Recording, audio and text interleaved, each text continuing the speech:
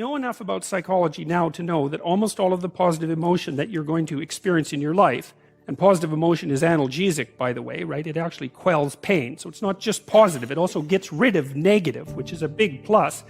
Almost all the positive emotion that you're going to feel in relationship to a goal. Because you feel positive emotion as you approach a goal. And so if you want to feel positive emotion, then you need a goal. And then you might think, well, if you want to maximize that positive emotion, which is enthusiasm and also what pulls you out into the world as well as feeling good, then you need the best possible goal. Well, because that's going to engage the largest segments of your being. Like if your goal is too narrow, then a bunch of you isn't going to be on board for it, you know? If the goal is well developed and multifaceted, then all of you can partake in that. Even your negative elements, even your anger and your fear can get on board with that, let's say. So you need a goal, man, that's worthy. You got to think, you need a goal that justifies the tragedy and malevolence of life. That seems to be the bottom line. Now maybe you think, well, there's no goal that can do that. It's like, well, there are still better and worse goals. So, and I'm not convinced that there are no goals that can do that. I think that's an open question. You'd never know that until you pursued the proper goal long enough to find out who you would be as a consequence of pursuing it. So that's also your destiny or your existential voyage, right? It's also not something that anyone else can do for you. Someone can say, get your act together for Christ's sake and get at it.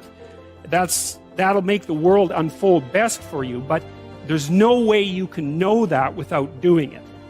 So, and unless you think you've done a particularly stellar job of that, then you have no reason to doubt its potential validity. So plus, like crickets are telling you this, and so you had a potential future self, which would be in potential everything that you could be. And that it manifests itself moment to moment in your present life by making you interested in things. And the things that you're interested in are the things that would guide you along the path that would lead you to maximal development. Now, it sounds like a metaphysical idea or a mystical idea even, but it's not. It's not. It's a really profoundly biological idea. The idea is something like, well, you're set up so that you're automatically interested in those things that would fully expand you as a well-adapted creature. Well, like, there's nothing radical about that idea. What else could possibly be the case? Unless there's something fundamentally flawed about you, that is what the situation would be. It's kind of interesting to think about how that would be manifest moment to moment, but the idea is something like, well, your interest is captured by those things that lead you down the path of development. Well, that better be the case. Okay, so that's fine. And so there's some utility in pursuing those things that you're interested in. That's the call to adventure, let's say. So, and the call to adventure takes you all sorts of places. Now, the problem with the call to adventure is, like, what the hell do you know? You might be interested in things that are kind of warped and bent. And often it's the case that when new parts of people manifest themselves and grip their interests, say, they do it very badly and shoddily. And so you stumble around like an idiot when you try to do something new. That's why the fool is the precursor to the savior from the symbolic perspectives, because you have to be a fool before you can be a master. And if you're not willing to be a fool, then you can't be a master. So the proper response to that is, you're right, it probably is a stupid idea, because almost all ideas are stupid. And so the probability that as you move forward on your adventure that you're going to get it right the first time is zero. It's just not going to happen. And so then you might think, well, maybe I'll just wait around until I get the right idea, and which people do, right? So they're like 40-year-old, 13-year-olds, which is not a good idea.